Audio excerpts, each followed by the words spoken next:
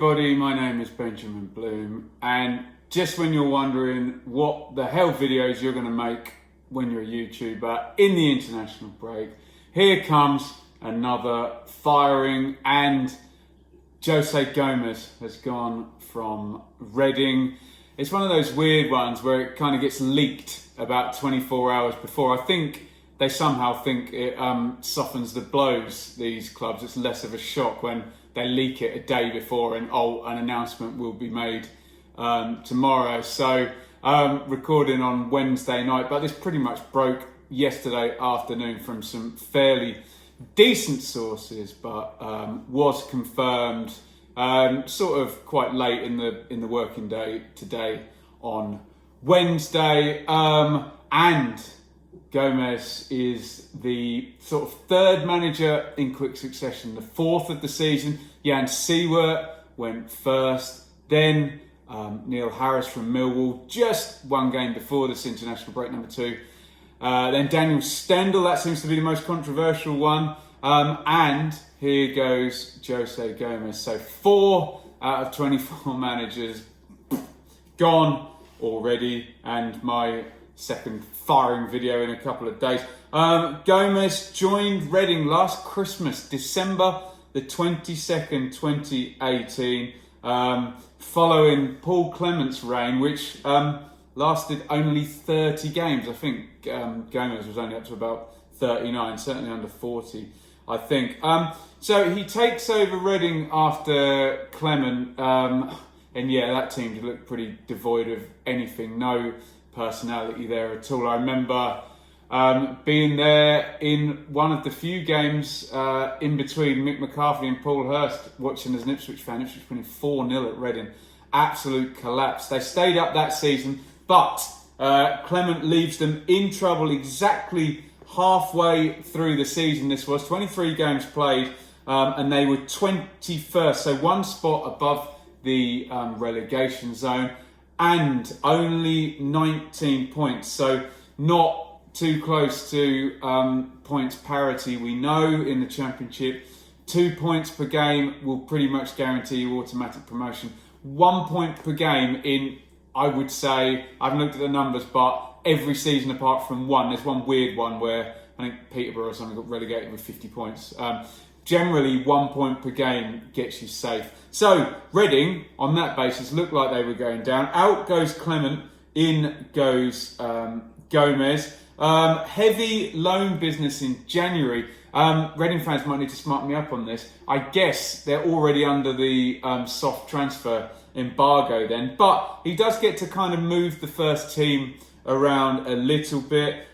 In comes Martinez, Baker, and particularly relevantly, Miazga at centre-half, Ejaria central midfield, and Nelson Oliveira, who, although some of my Norwich friends tell me has a very dubious character, at Championship level is pretty much a proven goal scorer, isn't he? So freshens the team up and keeps Reading up.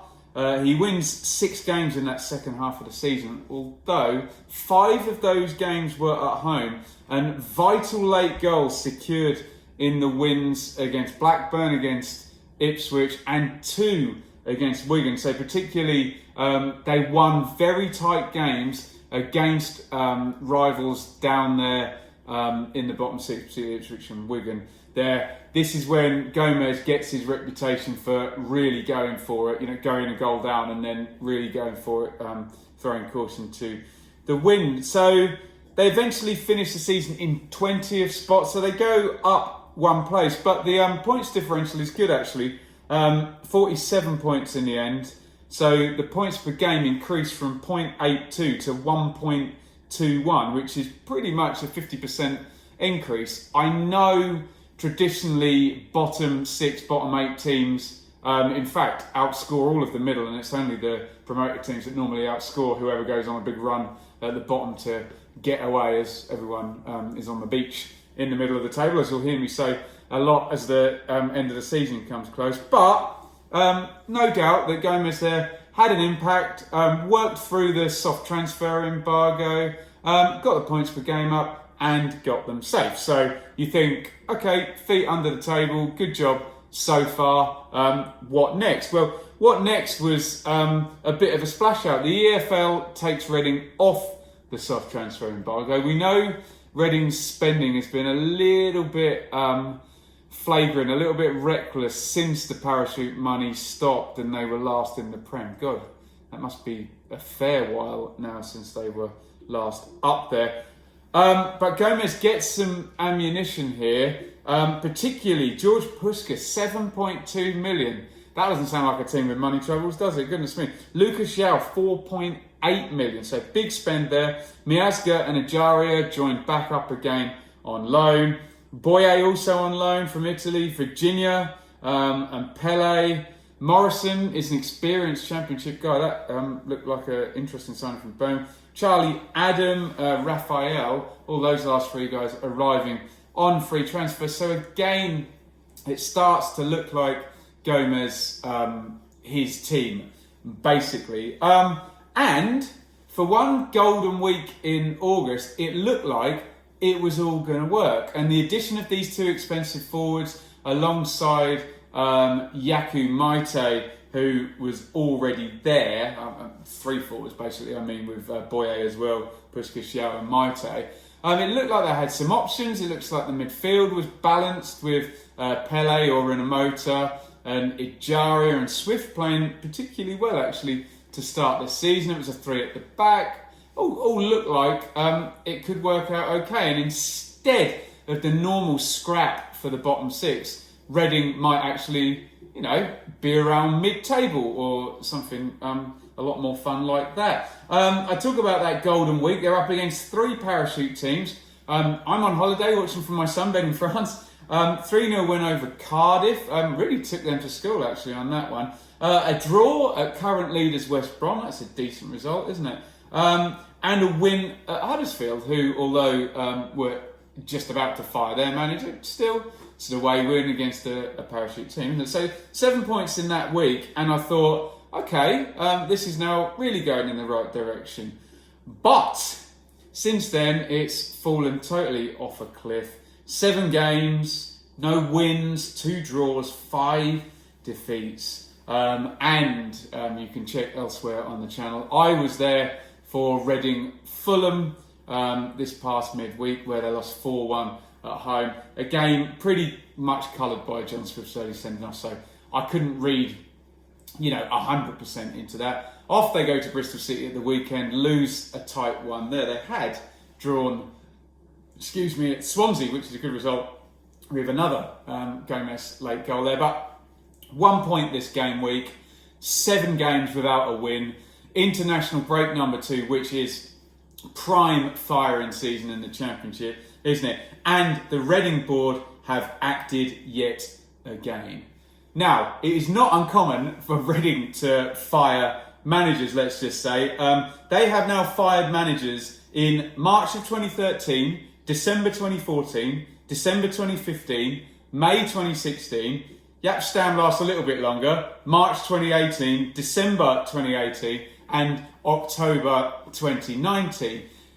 Obviously, they're quite quick to move, or they're quite bad at recruiting, but they have stayed in the division. And although that one season under Jaap Stam was pretty extraordinary, wasn't it, where they defied every XG stat, scored all their goals, and nearly penalty shootout away from the Premier League in the playoff final.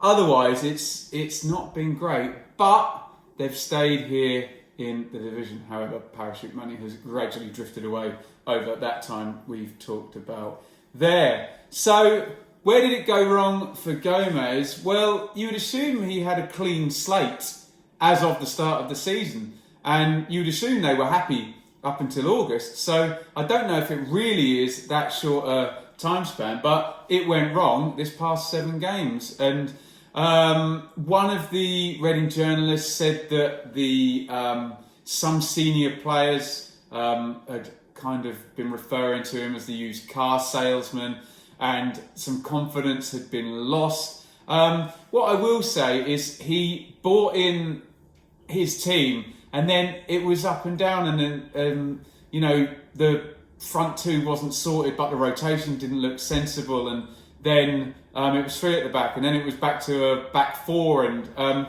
it looked like he was throwing a lot of stuff at the wall and hoping something would stick at the end of it. And evidently in Reading, if that's the case, out you go. What would have happened if he'd stayed? Well, I'm not sure they would have been relegated, I have to say. I think I can identify a couple of teams worse than them. Wigan are losing a hell of a lot of away games. Barnsley are in disarray without a manager. Luton are underfunded, the other championship team, but seem to be playing the best out of all of those guys. So there were other teams that could get dragged down into that, assuming Huddersfield and Stoke move away, as we suspect. Anyway, that's all irrelevant because they've fired him.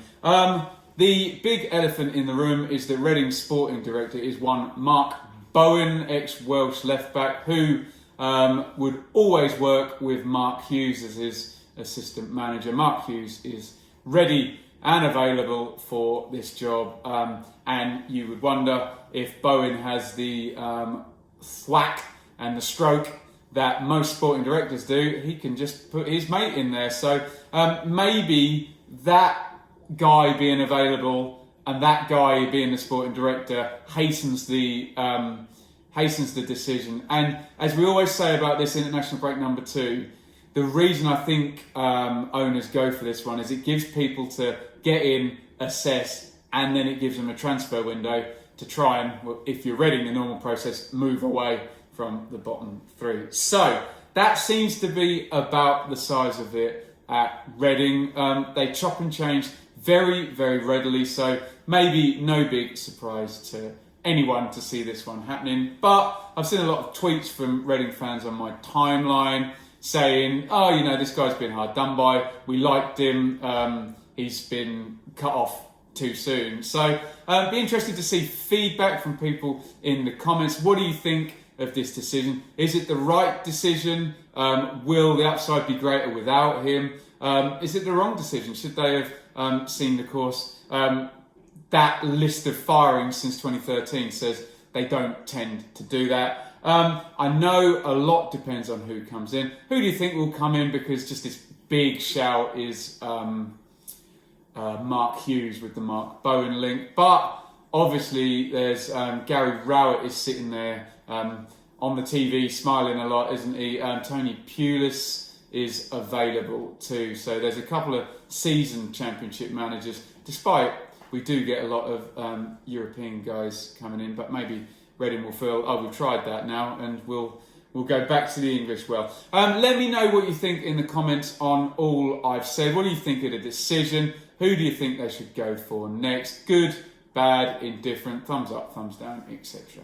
etc. Thank you very much for watching. We'll try and I plan to do an opinion piece or two in this international break, but it's all been managerial firing so far. So check back on the channel. There's something on Daniel Stendhal, and then there's Monday night's news stream review of the weekend. Follow me on Twitter at Benjamin Bloom. Hit subscribe on here if you're here for the first time. If you're a Reading fan or a fan of any championship team, loads and loads of championship content. Probably I've yet to find any channel that puts out more stuff than I do and visits more championship games than me. So if you are following the division, why not follow me? And if you are following me already, why not support on Patreon, patreon.com/Benjamin Bloom. This will always be free on YouTube. I love doing it. I'd love to do it more often and more full time, but I need to make some money out of it in order to do that. So you can support me on patreon.com for as little as $5 a month, the equivalent of buying me a cup of coffee at an away game. So, Jose Gomes out of Reading. And if you're going to say in the comments, did I just get out of the shower? No, I just got out of the bath. People always tend to question my hair being wet in the comments. Thank you, everybody, for watching. Chat to you in the comments. If I don't reply, I promise I read all of them. They flash up on my phone at various times during the day. Thank you very much for watching. I'm going to go and watch the latest episode of The Circle. And I'll see you all soon, no doubt, when someone gets hired at Millwall, at Barnsley and at Reading. probably very, very soon. Thanks for watching. Over and out.